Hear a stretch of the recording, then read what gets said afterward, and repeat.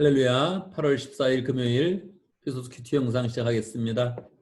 오늘 말씀은 이사야 26장 1절에서 21절까지입니다.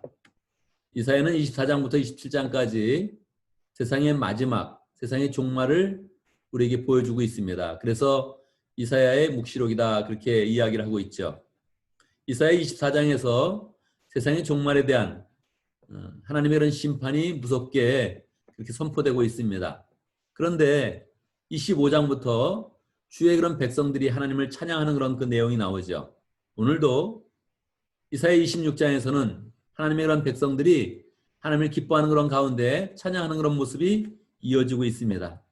사실 묵시록이라고 하면 우리에게 두려움과 또 그런 공포를 주고 있는데 그 가운데에서 이사야 묵시록은 주의 그런 백성들이 하나님을 믿는 그런 가운데 찬양하는 그런 그 내용이 굉장히 많이 나와 있습니다. 이 찬양이 그냥 한번 부르는 그런 찬양이 아니라 세상의 모든 그런 시대를 결산하는 그런 가운데 주의 백성들이 하나님을 굳게 믿으면서 부르는 찬양이다 이렇게 생각을 하면서 이 말씀을 보면 훨씬 더 이해가 될 것입니다. 이사야 26장 1절 함께 보겠습니다. 그날이 오면 유다 땅에서 이런 노래를 부를 것이다. 우리의 성은 견고하다. 주님께서 친히 성벽과 방어벽이 되셔서 우리를 구원하셨다. 하나님의 백성들이 마지막 날에 부르는 찬송의 내용이 무엇입니까? 그것은 주의 백성에 대한 하나님의 구원의 역사입니다. 하나님께서 우리를 구원하시고 우리를 보호하신다 하는 그런 그 내용을 노래하게 되는 것이지요. 2절 성문들을 열어라. 믿음을 지키는 의로운 나라가 들어오게 하여라. 하나님의 백성들을 하나님께서 구원하여 주셔서 그렇게 하나님의 그런 나라가 세워지는 그런 그 내용을 찬양하는 것입니다. 하나님의 백성들이 구원받고 그 백성들이 하나님의 나라를 이루어서 의로운 그런 나라가 되는 것입니다. 3절 주님께 의지하는 사람들은 늘 한결 같은 마음을 가진 사람들이니 그들에게 평화를 더하여 주시기 바랍니다. 옛날 성경은 보통 이 평화라는 그런 단어를 평강 그렇게 해석을 했죠. 뭐 어떻게 해석을 하든 이 평화로운 모습, 평강스러운 그런 그 모습은 하나님의 그런 축복을 주시는 그런 가운데 가장 아름다운 그런 모습, 하나님이 보시기에 좋았더라 이렇게 표현할 만큼 아름다운 그런 상태를 이야기합니다. 하나님께서 악은 심판하시고 하나님의 백성들은 구원하시고 그렇게 이루어지는 하나님의 그런 그 나라가 이제 평강 가운데 아름다운 그런 모습을 가지고 있다는 것입니다. 4절 너희는 영원토록 주님을 의지하여라. 주 하나님만이 너희를 보호하는 영원한 반석이시다. 하나님의 백성들이 하나님의 은혜 가운데 구원받고 하나님의 그런 나라가 세워졌으니 그 가운데 평강한 그런 상태로 인도함을 받아서 이제 주의 그런 백성들이 하나님에 대해서 담대하게 그렇게 고백하는 것이죠. 하나님만 의지해야 된다. 하나님만이 너희를 보호하시는 영원한 반석이다. 그렇게 고백하는 것이죠. 5절 주님께서는 교만한 자들을 비천하게 만드신다. 교만한 자들이 사는 견고한 성을 허무신다. 먼지바닥에 폭삭 주저앉게 하신다. 하나님의 백성들에게는 구원을 베풀어 주셨는데 반면에 교만한 사람들, 포악한 그런 사람들의 종말은 어떻게 될까요? 그들은 비천하게 되고 먼지바닥에 폭삭 주저앉는 그런 상황이 될 것입니다. 6절 전에 억압받던 사람들이 이제는 무너진 그 성을 밟고 다닌다. 가난한 사람들이 그 성을 밟고 다닌다.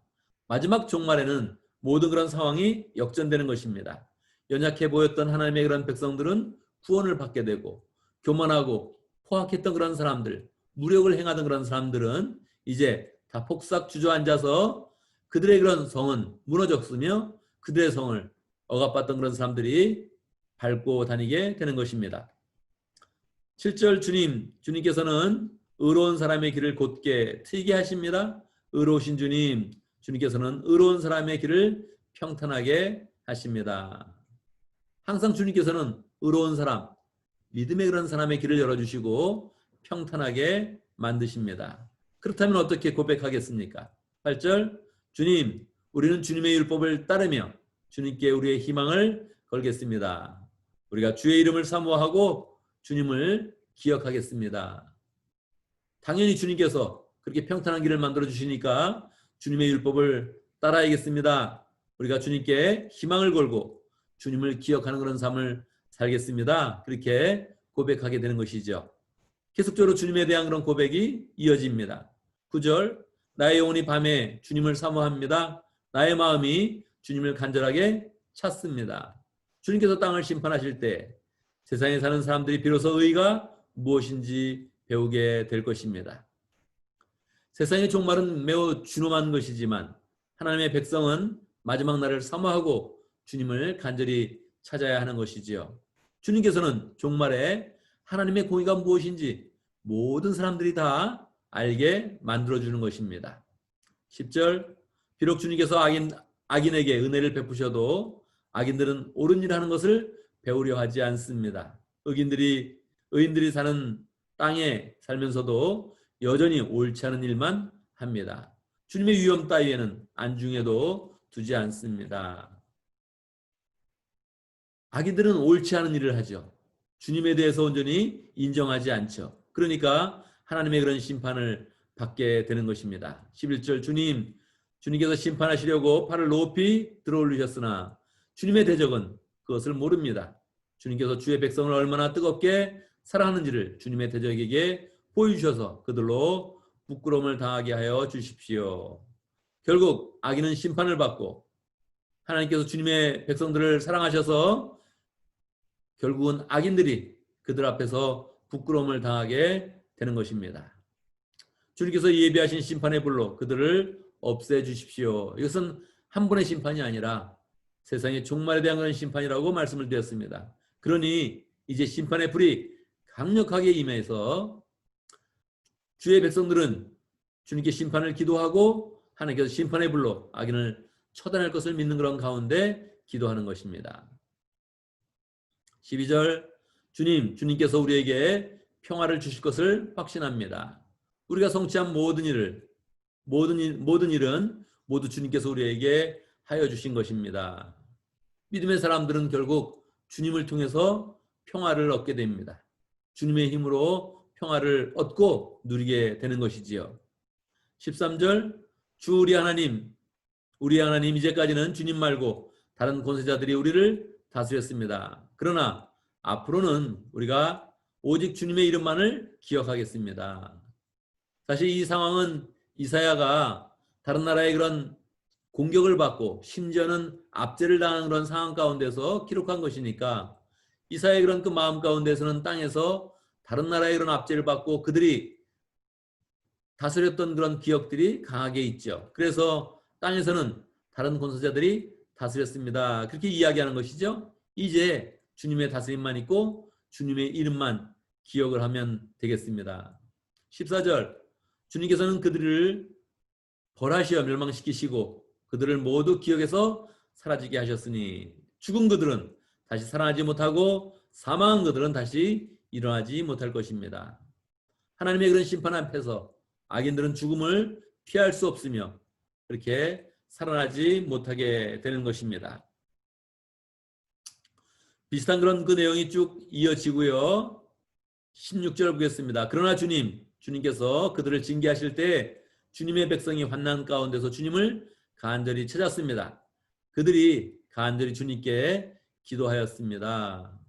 사실 주의 백성들은 의롭게 살고 악인들은 악한 일을 하다가 하나님의 심판을 받으면 너무너무 간단히 끝나는 것인데 실제로 이스라엘 그런 백성들이 주의 백성들이 주님께 충성하고 신실한 모습을 보인 것이 아니라 그들도 하나님을 떠나고 그들도 하나님을 배반한 그런 때가 있었지요. 그래서 하나님께 징계를 받게 된 것입니다.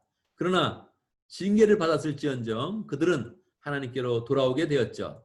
17절, 마치 임신한 여인이 해산할 때가 닥쳐와서 고통 때문에 몸부림치며 소리 지르듯이 우리도 주님 앞에서 그렇게 괴로워하였습니다. 하나님의 백성들이 하나님을 떠났을 때 그들이 고통을 받고 공격을 받고 심판을 받아서 괴로워하였죠. 그래서 그들 스스로는 그 모든 것을 해결할 수 없었지만 하나님께서 그 모든 것을 새롭게 인도하셔서 새롭게 구원의 그런 손길을 펼치신 것입니다. 19절 그러나 주님의 백성들 가운데서 죽은 사람들이 다시 살아날 것이며 그들의 시체가 다시 일어날 것입니다. 무덤 속에서 잠자던 사람들이 깨어나서 즐겁게 소리칠 것입니다. 주님의 이슬은 생기를 불어넣는 이슬이므로 이슬을 머금은 땅이 오래전에 죽은 사람들을 다시 내놓을 것입니다. 땅이 죽은 자들을 다시 내놓을 것입니다. 18절 마지막에 보면 우리 스스로 괴로워하고 우리 스스로 사실은 아이도 낳지 못했습니다. 그렇게 고백을 했는데 19절에서 그러나 이렇게 바뀌는 것입니다. 결국은 하나님의 백성들이 징계를 받을 때 스스로 모든 문제를 해결하는 것이 아니죠. 하나님의 강력한 구원의 그런 역사가 임한 것입니다. 그들이 스스로 해결하지 못할 때 하나님은 메시아를 보내주셨고 예수 그리스도를 보내주셔서 죽은 자들이 살게 하는 그런 역사를 이루게 해주신 것입니다. 실제로 그들의 그런 삶 가운데 예수님이 초림하셔서 처음 세상에 오셔서 주님의 백성들 가운데 죽은 사람들이 다시 살아나는 것을 보여줬으며 시체가 일어난 것도 보여주셨으며 예수님 스스로 죽음에 들어가셨다가 부활하셔서 죽음을 이기시고 승리하신 것입니다. 그래서 결국 예수님을 하나님께서 보내주셔서 이 땅에 구원의 역사가 있게 되었고 이 땅 가운데 부활의 그런 역사가 시작되는 것입니다.